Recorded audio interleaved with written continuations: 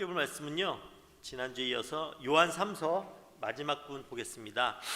요한 3서 1절 9절에서 15절까지 말씀입니다. 요한 3서 9절에서 15절까지 말씀. 제가 가진 성경은 396면입니다. 요한 3서 9절에서 15절까지 찾으셨으면 한 목소리로 함께 읽겠습니다. 내가 두어 자를 교회에 썼으나 그들 중에 으뜸되기를 좋아하는 디오드레베가 우리를 맞아들이지 아니하니 그러므로 내가 가면 그 행한 일을 잊지 아니하리라. 그가 악한 말로 우리를 비방하고도 오히려 부족하여 형제들을 맞아들이지도 아니하고 맞아들이고자 하는 자를 금하여 교회에서 내쫓는도다. 사랑하는 자여, 악한 것을 본받지 말고 선한 것을 본받으라. 선을 행하는 자는 하나님께 속하고 악을 행하는 자는 하나님을 배웁지 못하였느니라. 데메드리오는 무사람에게도 진리에게서도 증거를 받았음에 우리도 증언하노니 너는 우리의 증언이 참된 줄을 아느니라.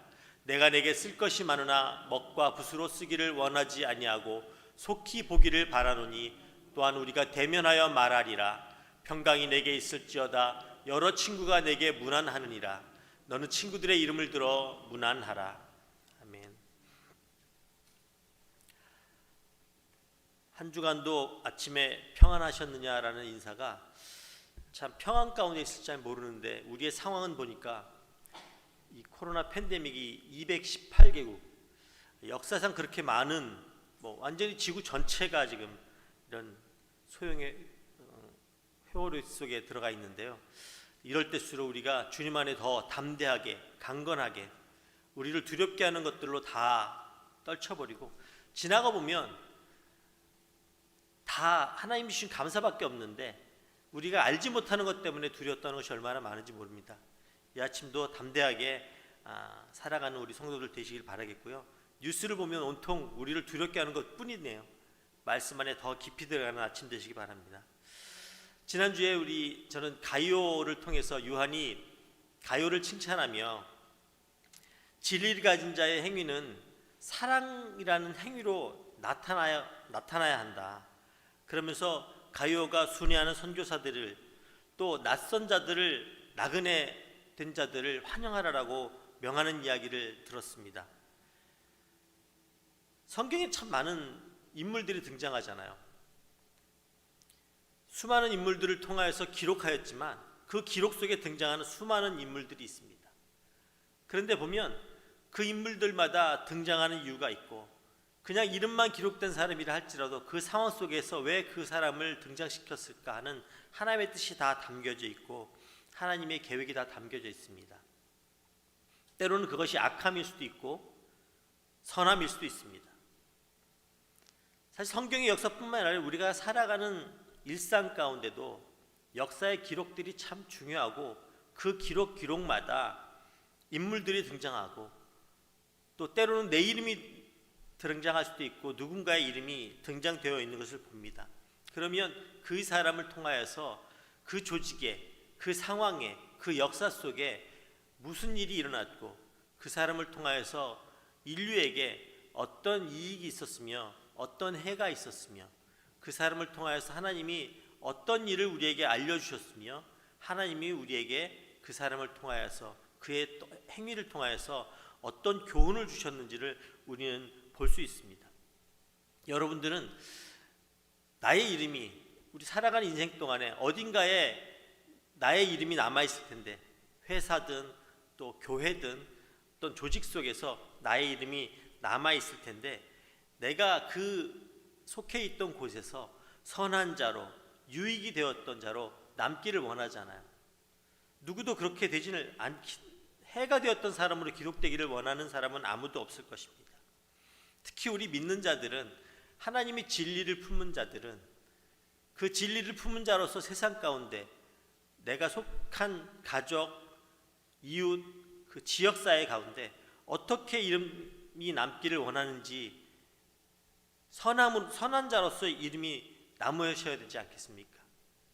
오늘 요한 3서를 통하여서, 요한의 서신서를 통하여서 가이오라는 인물과 오늘 보게 될 디오드레베라는 인물을 통하여서 내가 어떤 인물로 남게 될지를 다시 한번 생각해보고 하나님 앞에 결단하는 아침 되시기를 주님의 이름으로 축복합니다. 오늘 첫 부분의 9절 10절에 보니까요, 내가 두어 자를 교회에 썼다. 그런데 저희 중에 으뜸되기를 좋아하는 디오드레베가 우리를 접대하지 아니하고, 그래서 내가 그 행한 일을 잊지 않겠다라는 말을 썼습니다. 디오드레베라는 인물도 요한을 통해서 교회에 썼다라고 말씀한 것을 보면, 요한을 통해서 그 사람이 요한의 제자였거나 아니면 요한이 세워져서 교회를 다스리도록 치리하도록 세워진 인물이었을 것입니다. 그런데 그의 행위는 악하다라고 평가하며 그 행실을 전하고 있습니다. 이 구절은 이 장로라고 표현하는 요한 사도가 가이옥의 이런 나그네들을 지원하기를 얼마나 바라는지의 모습에 반대되는 모습으로 디오드레베는 기록되고 있습니다.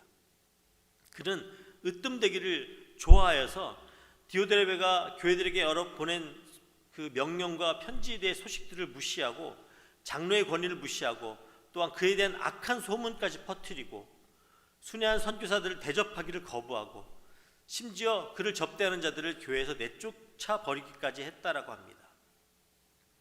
그래서 장로가 방문하면 이 문제를 다룰 것이라고 하는데, 요한은 이 디오드레베에 대해서 그를 적그리스도로 부르지도 않았고 그의 신앙의 문제가 되지도 않았고, 문제는 그가 거짓된 사실을 가르친다는 문제가 아니라 그가 교만하여서 자기를 너무 중요한 사람을 생각하고 있다는 점, 으뜸이 되고자 하는 그 점을 지적하고 있습니다. 그 으뜸이 되고자 하는 마음 때문에 그 안에 있는 진리로 인해서 나타날 행위가 없다는 것이죠. 그러면서 본문에 세 가지를 지적하고 있습니다. 첫째로 디오드레베는 으뜸되기를 좋아하는 사람이었다. 사람들 속에는 누구나 이런 교만과 명예심에 관한 욕구들이 있습니다. 그것은 다른 사람이 자기를 알아주기를 바라고 그들보다 높아지기를 원하는 마음 때문에 찾아오는 것이죠. 인간이 가진 그 죄성의 내면 안에 있는 어쩌면 본질적인 모습, 원죄로부터 시작된 본질적인 모습일 수 있습니다. 그것은 마귀가 교만한 것으로 인하여서 타락했고 하나님께 대적했다는 사실로부터 우리는 볼 수가 있죠. 그래서 우리는 누구나 그런 교만함과 명예심의 자리에 서기를 원하는 마음들이 누구나 다 있습니다. 하지만 주님은 그 교만과 명예심을 미워하고 정죄하십니다. 교만한 자는 멸망의 문 앞에 서 있다라고 잠언 16장 18절에 기록되어 있습니다. 그래서 교만은 패망의 선봉이다, 망하는 자의 제일 앞장서 있는 자다라는 것이죠. 거만한 마음은 넘어지는 것에 또한 앞잡이다라고 말씀하고 있습니다. 우리가 잠시라도 긴장을 놓치고 회개하지 않으면 멸망의 자리에 떨어질 수밖에 없다는 것을 하나님은 경계하라고 말씀하고 있습니다. 이런 교만한 자가 이끄는 조직은 멸망으로 갈 수 있습니다. 교만한 자를 앞세운 조직들은 그런 자가 리더가 되었을 때 자칫 멸망으로 갈 수 있음을 경계하라고 오늘 말씀하고 있는 것입니다. 두 번째로 디오드레베는 악한 말로 이 장로인 사도 요한과 그의 동료들을 부당하게 비난했다라고 기록하고 있습니다. 우리는 다른 성도에 대해서 심지어 그것이 정당한 것이라 할지라도 비난의 말들은 조심해야 합니다. 주께서는 제자들에게 비판받지 아니하거든 비난하지 말라라고 교훈하고 있습니다. 하물며 그것이 부당한 비난일 경우에는 더 합당치 않은 것이죠. 우리는 간혹 인간적인 생각 때문에 어떤 주의 종들, 목사들에 대한 부당한 비난들을 하게 되는 경우들이 있습니다. 그것은 주님이 세운 자들을, 주님이 기름 부어 세운 자들을 비난한 것은 악한 일이다. 다윗의 예를 통해서 우리는 잘 알고 있는 것처럼 아무리 그것이 내가 억울할 때라도, 내가 하는 행동이 옳다 하더라도 주의 기름 부어 세운 자들, 주의 앞장서서 일하는 자들을 부당하게 비난하는 경우는 삼가해야 하는 것이죠. 잠언 12장 18절에 보니까 혹은 칼로 찌른같이 함부로 말하는데 이것은 지혜로운 자의 혀는 양약 같다라고 말한 것과 같이 우리가 남을 비난하는 말은 매우 조심하여야 한다는 것입니다. 특히 말에 대해서 야고보 사도는 여러 부분에서 강조하고 있지 않습니까? 말에 실수가 없는 자가 온전한 자라고 말하면서 우리가 비난하는 것을 경계해라. 사실 보면 비난은 대부분 부메랑이 되어서 우리에게 찾아오는 경우들이 많습니다. 그러면서 요한은 디오드레베가 악한 말로 요한과 그 동료들을 분하게 비난한 것에 대해서 지적하고 있습니다.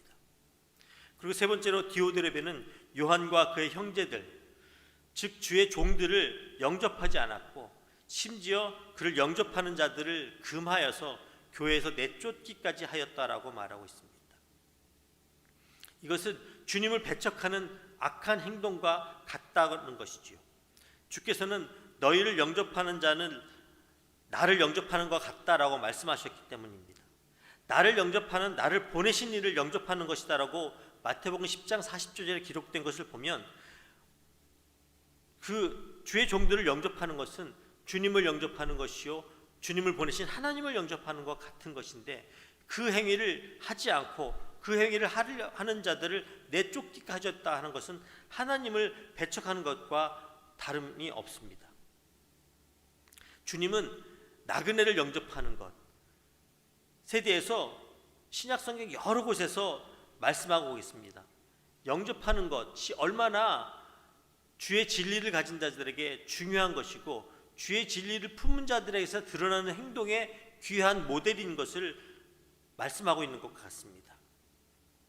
이와 같이 디오드레베는 교회 안에서 으뜸되기를 좋아하는 명예심으로 교만에 빠졌고 자기 입술을 지키지 못하여서 주의 이름을 위하여 나간 형제들을 비방하고 주의 이름을 위해서 나갔다가 그 돌아온 자들, 또 주의 이름을 수고하는 그 나그네 된 자들, 그 형제들을 잘 대접하지 않았고 맞아들이지도 않았을 뿐만 아니라 맞아들여야 된다라고 주장하는 자들을 교회에서 내쫓기까지 하는 악행을 저질렀습니다. 이같이 디오드레베의 행실을 가진 자는 하나님을 배웁지 못한다고 말하고 있습니다. 우리는 디오드레베 같은 사람들을 오늘날 교회에서 종종 볼 수 있지 않습니까? 여러분은 스스로 어떤 자리에, 혹시 그와 같은 자리에 섰던 적은 없는지요? 오늘 본문 11절에 보니까 사랑하는 자여, 악한 것을 본받지 말고 선한 것을 본받으라. 선을 행하는 자는 하나님께 속하고 악을 행하는 자는 하나님을 배웁지 못하였느니라. 너희들이 알지 않는, 과거형으로 썼어요. 너희들이 하나님을 배웁지 못하였다는 것을 안다라는 것입니다. 그러니 그와 같은 행위를 하지 말라. 하나님을 배웁지 못한다는 말이 우리 믿는 자들에겐 얼마나 큰 저주입니까? 우리가 죽어서 하나님을 배우려고 열심히 신앙생활하고 열심히 교회 출석하고 열심히 자기의 가진 것을 위하여 섬기는데 하나님을 배웁지 못할 행동으로 인해서 하나님을 배웁지 못한다는 것은 정말 큰 저주이지요. 얼마나 불행한 일인지 모릅니다. 우리가 삶을 살아가면서 모르고 악한 일에 동참하는 경우들 간혹 있습니다. 자기가 보기에 옳은 일이라고 여겨서 그랬다고 하지만 우리 안에 내주하시는 성령께서 분명히 그 행동 가운데 우리에게 주시는 울림이 있었습니다. 그런데 우리가 그것을 거역하는 행위를 하는 거죠. 그래서 용서받지 못한 죄는 성령을 거역하는 죄라고 한 것은 우리 안에 들어와 있는 성령께서 우리에게 주시는 마음의 울림에 반응하지 않고 성령이 주시는 음성들을 거부하는 것, 성령에서 나의 행동으로 인해서 슬퍼하시는데 그 슬퍼하심을 거부하는 행위는 용서받지 못할 죄라고 말씀하고 있습니다. 분명 우리는 우리 안에 하나님이 가르쳐 주신, 우리 안에 알려주신 그 진리를 배반하는 행위를 할 때 심적으로 불편함과 불안함으로 다가오는 것을 경험하셨을 것입니다. 그것은 성령께서 그리하지 말라, 너의 그 행위는 하나님이 원하시는 것이 아니야 라고 말씀하시는데도 굳이 밀고 나가서, 굳이 그렇게 내뱉음으로 인해서, 굳이 그렇게 행동함으로 인해서 누군가에게 상처를 주고 하나님이 기쁨이 되지 못하는 일을 해버린다는 것이죠. 그것을 오늘 경계해야 된다. 하나님께서 우리 안에 진리를 주셨으니까 진리를 가진 자의 행동은 진리가 우리 안에 들어와서 반응하는 그 행동대로 해야 되는데 그 행동을 하지 못한 것에 대해서 경계하라고 말씀하고 있습니다. 또한 성도들은 악한 것을 본받지 말고 선한 것을 본받아야 합니다. 고린도서 15장 33절에 보니까 악한 동무들은 선한 행실을 더럽힌다. 디오드레베와 같은 자가 교회에 있음으로 인해서 그는 선한 행위를 하는 자들을 못하게 하니까 선한 행위를 하는 자들도 디오드레베로 인하여서 눈치를 보게 되는 거죠. 그래서 우리 목사님도 늘 그런 말씀하시지만 그런 비방하는 자의 소리를 가진 자의 곁에는 가지 마라. 주님이 가르치신 바른 일을 가는 일을 방해하는 자 곁에는 가지 말라고 하는 것이 바로 악한 동무들은 선한 행실을 더럽힌다고 하는 것이기 때문입니다. 선행은 성도가 중생하였다는 모습의 증거입니다. 악을 행하는 자는 하나님을 보지도 못하고 알지도 못하는 자이다. 사람이 본인이 부지불식 중에 행하였던 길에서 반드시 돌아서서 하나님 앞에 서지 않으면 구원받지 못한 자로서 하나님 앞에 판단받게 될 수 있다는 것입니다. 그래서 우리는 요한의 권면대로 디오드렙의 악한 행위를 본받지 말고 가요의 선행을 본받아야 합니다. 디오드레베가 악하다고 칭함받은 것은 그가 주의 이름을 위하여 나가는 자, 오늘날로 말하면 선교사들이죠. 주의 복음을 위하여 나가는 자들을 비방하고 그것도 부족해서 그들을 섬기려고 하는, 주의 이름을 위하여 나가야 수고하는 자들을 섬기려고 하는 자들을 방해했다는 그런 말씀을 오늘 요한은 비교하여서 우리에게 경계하라고 말하고 있습니다. 교회는 복음 전하는 사명을 가진 자들의 공동체입니다. 하나님께서 우리를 구원하는 모습은 출애굽으로 시작해서 애굽에서 우리를 끌어올 때부터 당신의 구원 계획들은 이미 우리에게 정확하게 알려져 있는 것인데, 주님이 다시 이 땅에 오셔서 당신의 구원을 완성하신 후에 이 땅에 남겨주고 가신 것이 교회 아닙니까? 이 교회 공동체가 주어진 가장 큰 사명은 우리끼리 신앙생활 잘하라고 주어진 공동체가 아닌 것을 알잖아요. 그것은 복음을 전하는 것이 그 사명으로 주어진 것이 교회 공동체입니다. 복음을 전하는 공동체로 교회가 존재하지 않는다면 사실은 교회의 존재의 이유가 없는 것이죠. 우리가 성도 안에 하나 되고 그리스도 안에 성숙해져 가고 교회에서 훈련받고 교제하는 이유가 무엇입니까? 복음 전하는 사명에 순종하기 위해서 아닙니까? 그래서 복음을 들고 내가 나가든지 아니면 복음 들고 나간 자들을 섬기고 지원하고 그들을 위해서 힘써 기도하는 일이 바로 우리 교회 공동체에게 주어진 일인 것입니다. 사명인 것인 것이죠. 그래서 우리는 복음 들고 수고하는 주의 종들을 하나님 대하듯 함으로 그들이 복음 사역에 동참하고 있는 것입니다. 전도는 하나님의 일입니다. 그럼 우리는 목회자 선교사들을 위해서 기도하고 그들을 영접하고 그들의 필요를 공급하고 후원하며 전송하는 것은 하나님의 일에 동참하는 것과 같다는 것을 알고 있습니다. 그래서 우리는 물질을 들여서 그들을 위해서 봉사하고 섬기고 하는 것 아닙니까? 잠깐 제 개인적인 일을 간증하면, 제가 안식년 기간에 우리 교회에 와서 이제 선교부 일, 또 우리 선교 대회를 준비하는 일을 위해서 교회에서 이제 지내게 되었습니다. 그런데 목적은 그렇게 있는데 저에게 일어난 일들을 아실 것입니다. 저희 가정에 7개월 사이에 저희 딸과 아들 두 아이를 동시에 결혼시키는 그런 복을 누렸습니다. 저희는 이런 일이 사실은 아이들 뭐 빨리 결혼하면 좋겠다는 생각을 갖고 있었지만, 이렇게 두 아이들이 심지어 저희가 미국에 올 때만 해도 아이들에게는 여자친구도 없었고 남자친구도 없는 상태였거든요. 그런데 이런 일이 그냥 아무 준비도 없는 상황 가운데 일어났어요. 또 한국의 결혼 문화를 아시겠지만 참 결혼 문화 가운데 많은 허례의식이 있고 주변의 시선들이 있습니다.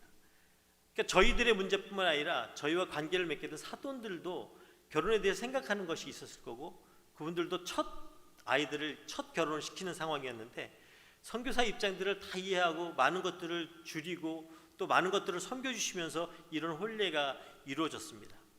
그래서 아내하고 문득, 여보, 우리한테 도대체 무슨 일이 일어난 거야? 그러면서 이 일이 정말 너무나 신기하고 믿겨지지 않는 그런 상황을 보면서 이게 얼마나 정말 생각지도 않았던 그런 복을 누리면서 이게 뭘까 했는데 결론은 하나님께서 우리의 부족함을 채우신 하나님의 긍휼하심은 당연히 있었지만 선교사로서 나가 있는 저희를 주님 보듯 하라고 가르치신 목사님과 온 성도들이 늘 기도하고 또 우리를 생각하면서 항상 기도해 주심이 하늘 보좌에 닿았음이라는 것 외에는 설명할 길이 없었다는 것을 아니라고 같이 나눈 적이 있습니다. 잠깐이지만 이 자리를 빌어서 기도해 주신 온 성도 여러분께 감사의 말씀을 드립니다. 저희뿐만이겠습니까? 저희가 파송하고 동역하는 온 선교사님들에게 전해오는 소식들, 그 기쁨과 감사의 소식들이 우리는 얼마나 많이 접합니까? 그분들이 믿는 사역 가운데 있는 귀한 열매들, 그분들의 자녀들을 통해서 복된 일어나는 소식들, 그래서 그분들의 입을 통하여서 주님이 하셨습니다라는 고백을 우리가 듣게 될 때마다 우리가 얼마나 감사하고 같이 감격합니까? 우리가 함께 주의 그 동역자로서 그들은 보냄을 받은 자지만 우리는 보낸 자로서 그들을 열심히 섬기고 우리 성관과 가사에도 있는 것처럼 기도와 물질로 헌신한 그 결과들의 모습들을 본 것 아니겠습니까? 그것이 바로 요한 사도가 이 성도들을 향해서 진리를 가진 자들 안에서 나타나는 내 구원의 기쁨뿐만 아니라 그 구원의 기쁨이 겉으로 드러난 사랑의 행위들로 인하여서 주님의 복된 소식들이 날마다 많아진다라고 한 것 아니겠습니까? 이번에 우리 차량 구입하고 병원비 이런 것들도 이번에 내보내면서 참 그 모금된 헌금 액수에 참으로 놀라움을 금할 수 없습니다. 제가 파송교회이지만 또 저희를 잔잔히 후원하는 한국교회 소식들 듣잖아요. 특별히 이번에 보니까 코로나 때문에 한국으로 피난이라는 표현은 좀 그렇지만 어쩔 수 없는 상황 가운데 한국에 나와 있는 많은 선교사님들 소식을 들으면 머물 데가 없어가지고요. 이 기도원 벌써 이제 5, 6개월 사이에 기도원 나는 기도원 지금 4군데 돌아다니고 있어라는 이야기도 듣고요. 머물 곳이 없어가지고 막 전전긍긍하며 돌아다니는 선교사님들, 또 한편에서는 자기 있는 집을 내가지고 선교사님 섬기는 분들도 있고요. 한국교회가 선교사님들을 파송을 했는데 그들이 어려움을 겪어서 다시 돌아왔는데 머물 곳이 없는 거예요. 한국의 주택 사정이 굉장히 만만치가 않거든요. 언론을 통해서 많이 접할 거예요. 그러니까 머물 데가 없어서 난리 칩니다.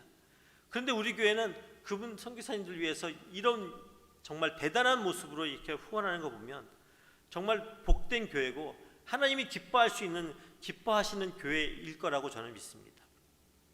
오늘 요한이 이 교회에게 주면서 가이오라는 인물과 디오드레베라는 인물을 통하여서 대변에서 말씀 주고 계시는 것처럼 정말 우리가 하나님에게 주의 나그네 된 자, 주의 이름을 위하여 수고하는 자들을 섬기는 것이 얼마나 복된 일인지, 그리고 우리가 반드시 그렇게 주를 향한 선한 길에 서야 한다는 것을 다시 한번 확인한다라고 볼 수 있습니다.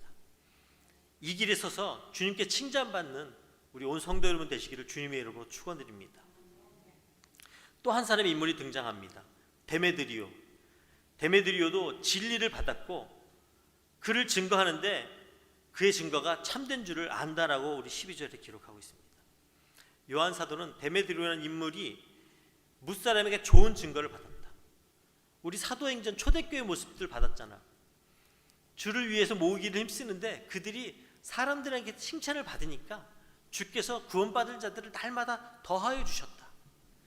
그들이 나가서 복음을 열심히 전했더니 더해진 것이 아니라 그들이 이웃 섬기기를 열심히 하고 함께 주의 종들, 주의 일하는 사람들을 위해서 모이기를 힘쓰면서 같이 떡을 떼고 네 가지 것을 나누고 했더니 사람들에게 칭찬을 받으니까 주님께서 구원받을 자들을 날마다 더해 주셨다는 것처럼 우리가 진리를 가진 자들이 반드시 해야 될 행위 하나로 인해서 우리의 복된 것들은 다 주님께서 채워주신다는 그런 말씀인 것이죠.